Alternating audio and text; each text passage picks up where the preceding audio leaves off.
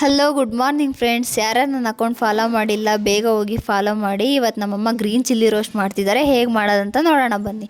First green ಚಿಲ್ಲಿನೆಲ್ಲ ಮಿಡಲಿಗೆ cut ಮಾಡಿಕೊಂಡ್ರು. ಅದಕ್ಕೆ ಬೇಕಾಗಿರೋ ಸ್ವಲ್ಪ ಸಾಂಬಾರು ಪೌಡ್ರು, ಚಿಲ್ಲಿ ಪೌಡ್ರು, ಸ್ವಲ್ಪ ಸಾಲ್ಟನ್ನು ನೀರು ಹಾಕ್ಕೊಂಡು ಮಿಕ್ಸ್ ಮಾಡಿಕೊಂಡ್ರು.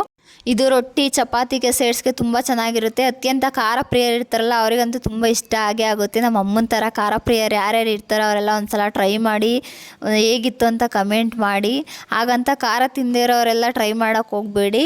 ಖಾರ ಜಾಸ್ತಿ ಇಲ್ಲ, ಚಿಲ್ಲಿ ಮೀಡಿಯಮಲ್ಲಿ ಇದೆ ಅಂದರೆ ಅವರು ತಿನ್ಬೋದು, ಏನಾಗಲ್ಲ. ಬಟ್ ಖಾರ ಜಾಸ್ತಿ ತಿನ್ನೋರಿಗೆ ಇದು ತುಂಬ ಇಷ್ಟ ಆಗುತ್ತೆ. ನಮ್ಮಮ್ಮ ಎಲ್ಲ ಮಸಾಲೆ ರೆಡಿ ಮಾಡಿರೋದನ್ನೆಲ್ಲ ಚಿಲ್ಲಿ ಒಳಗಡೆ ಫುಲ್ಲು ತುಂಬಿತು. ಅದು ಒಳಗಡೆ ಮಸಾಲೆ ತುಂಬಿದ್ರೆ ಚೆನ್ನಾಗಿ ರೋಸ್ಟ್ ಆಗಿ ಚೆನ್ನಾಗಿರುತ್ತೆ ಟೇಸ್ಟಿಯಾಗಿ. ಇಲ್ಲಾಂದರೆ ಹಸಿ ಹಸಿ ಹೊಡಿಯುತ್ತೆ, ಮೆಣಸಿನ್ಕಾಯಿ ತಿನ್ನೋಕ್ಕೂ ಆಗಲ್ಲ. ಅದು ಒಳಗಡೆ ಎಲ್ಲ ಫುಲ್ಲು ಮಸಾಲೆ ಹಿಡಿದ್ರೆ ಚೆನ್ನಾಗಿರುತ್ತೆ. ಅದನ್ನ ಒಂದು 3 ಮಿನಿಟ್ಸ್ ಖಾರ ಹಿಡಿಯೋಕ್ಕೆ ಬಿಡಬೇಕು.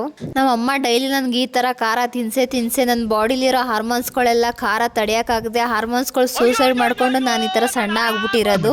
ನನ್ನ ಥರ ಸಣ್ಣ ಇರೋರು ಯಾರು ದಯವಿಟ್ಟು ಟ್ರೈ ಮಾಡೋಕ್ಕೆ ಹೋಗಬೇಡಿ, ಯಾಕೆಂದರೆ ಇನ್ನೂ ಸಣ್ಣ ಆಗ್ಬಿಡ್ತೀರಾ.